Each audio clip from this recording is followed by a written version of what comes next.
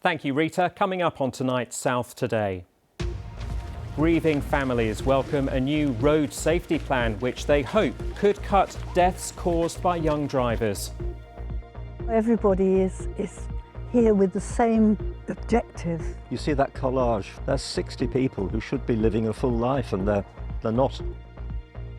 Could it be the change some campaigners have waited decades to see?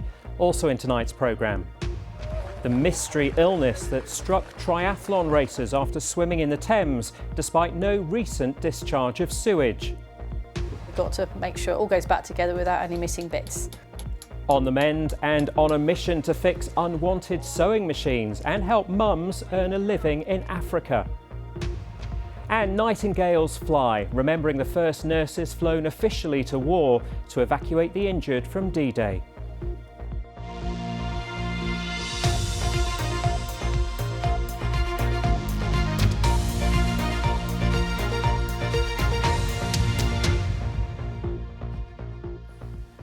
Good evening and welcome to the programme. I'm Alan Sinclair. Tonight, a group of families who've lost children in car crashes involving new or young drivers are calling on whichever party forms the next government to introduce licensing restrictions.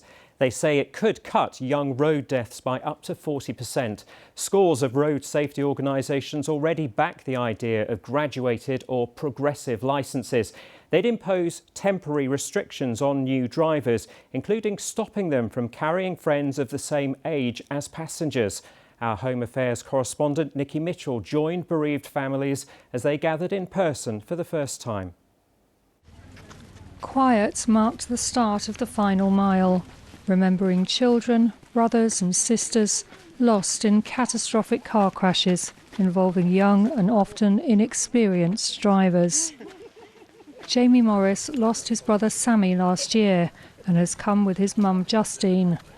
Sammy was 19 when he was killed in Bix near Henley, along with his friend who had been driving while drunk.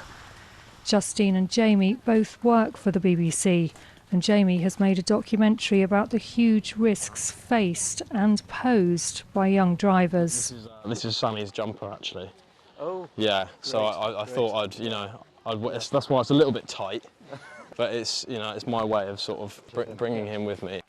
This is the first time most of the families here have met in person, united in their grief. And how old was your son when 18. he died? 18. 18. Out of the 6 of them, 5 of them died. Robin and his wife Patsy's son Neil was killed in 1986. They've been campaigning for better protection for young drivers ever since. For decades. Yes, We've just been up a brick wall, stone wall, whatever you call it. And now everybody is here with the same objective. It's the waste of so many young lives. You see that collage photograph of 60 young people. There's 60 people who should be living a full life and they're not anymore. It's like an emotional dilemma. You're seeing all these people here, seeing all the runners and doing all these miles, but on the other hand, you reminded yourself why we're all here in the first place. With 100 families now all standing together, we are stronger. This was to be Harvey's first weekend away with friends and was to become his last. I cannot even begin to put into words the shock, horror and trauma that followed after finding out. Yeah, it was really tough and it really hits home. You know, you hear other families talking about the experiences they've had of losing a loved one, and you can't help but remind yourself of those days when you found out yourself. It's really raw. It's really, really sad. The tiny blue flowers chosen to represent the Forget-Me-Not Families Uniting Group were laid at a RoadPeace memorial stone. Forget-Me-Not idea is really lovely, isn't it? There he is. Yeah, next to Harvey. Yeah. I do love that photo of Sammy though. Like a proper model. That's Robin's son, that one there.